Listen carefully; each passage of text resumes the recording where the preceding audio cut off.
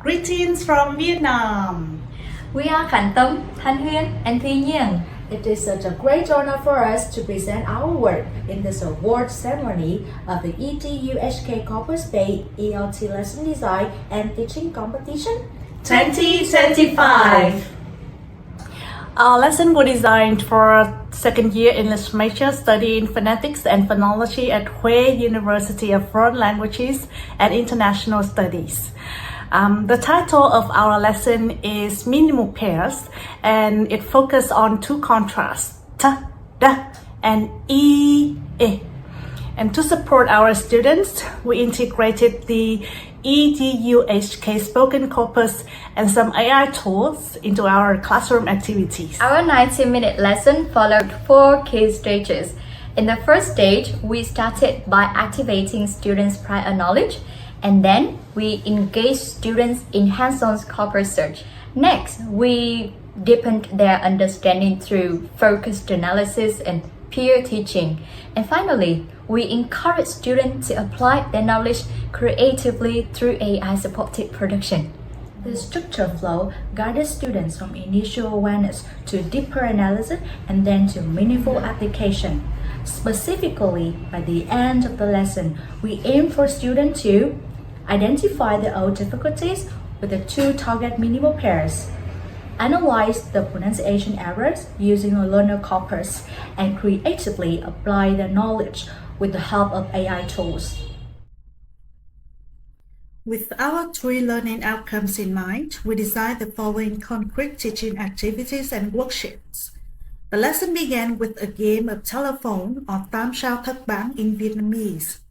In groups of 3, students passed on sentences containing minimal pairs, such as beer and bear. This fun activity created a lively atmosphere while drawing attention to the concept of minimal pairs. Upon reflection, Stage 1 underwent the most substantial revisions, thanks to detailed feedback from 2 peer groups and an EDUHK expert.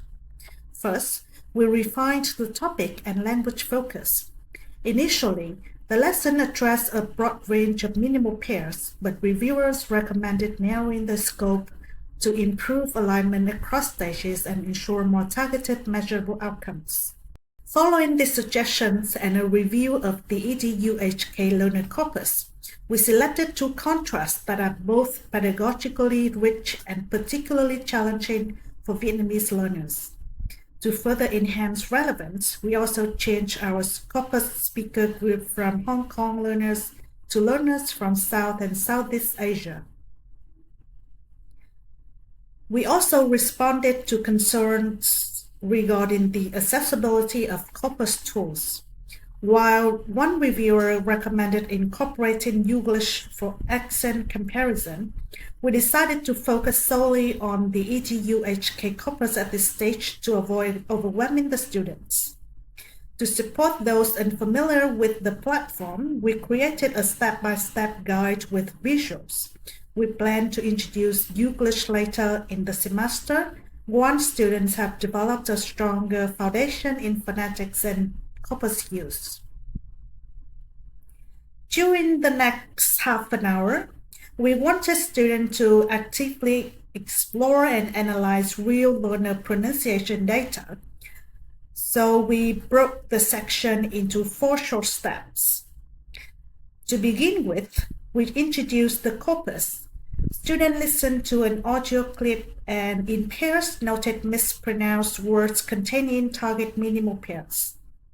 Then we introduced the EDUHK spoken corpus and explained its color-coded error system, covering syllable, consonant, vowel, and general pronunciation issues.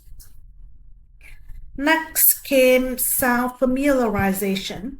We showed close-up articulation videos of t, d, and I, helping students both see and hear how each sound is formed and giving them time to practice. Then, we moved to a native speaker comparison. Students listened to both UK and US corpus samples and rewrote the corrected versions of mispronounced words. We highlighted just one distinctive feature per minimal pair so they could focus clearly. Finally, in small groups, students conducted a guided corpus search. Each group was assigned different learners in Passage 2, identified errors, and suggested corrections. To support students who struggled to hear distinctions, we provided optional get-field transcripts. We also circulated to ensure everyone knew how to complete their results table. Were there any challenges that we had to face? Yes, of course. To promote authentic engagement and avoid copying, each group received different audio clips. While this worked pedagogically, it caused unexpected noise and distractions during playback. In hindsight, we should have asked students to bring their own earphones. Another issue involved interpreting error notation. Students were often confused by how mispronunciations and corrections were presented in the corpus. For instance, in the phrase foot of the mountain, the expected t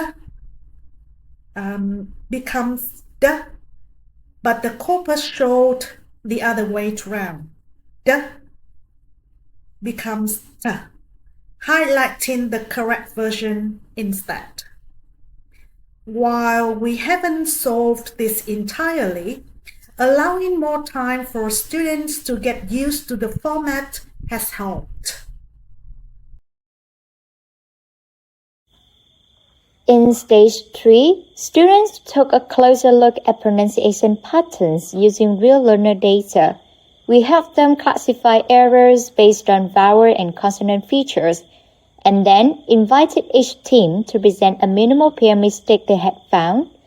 They also explained why the error happened and suggested simple fixes like adjusting vibration or using motor recordings. It was peer teaching in action. Then, in Stage 4, we gave them space to be creative. Students made short pieces using minimal pairs like a lullaby or even a poem. They could use AI tools to help with pronunciation or lyrics, and we kept the grading simple. Cool examples, creativity, and clarity. It was a fun, student-driven way to apply what they had learned, and they loved it. This competition helped us grow as teachers in 3 key areas. First, we learned to scaffold pronunciation instruction effectively. Our students progressed from playful practice to deeper analysis and creative production. We began with a fun telephone game to raise awareness of minimal pairs. Then, using corpus samples, articulation videos, and guided tasks, students examined their own pronunciation. Finally, they analyzed errors using distinctive features and taught each other. This sequence has built up both skills and self-confidence. Second, we learned to design lessons based on authentic learner data. We used real samples from the EDU-HK spoken corpus, so students could analyze actual mispronunciations. For example, they listened to speakers from South and Southeast Asia, like SA01, SA04, SA05, and SA06, identified errors, then discovered patterns t, and e. This made our instruction more targeted and contextually relevant for Vietnamese learners. Last but not least, we learned how to creatively integrate corpus tools and AI.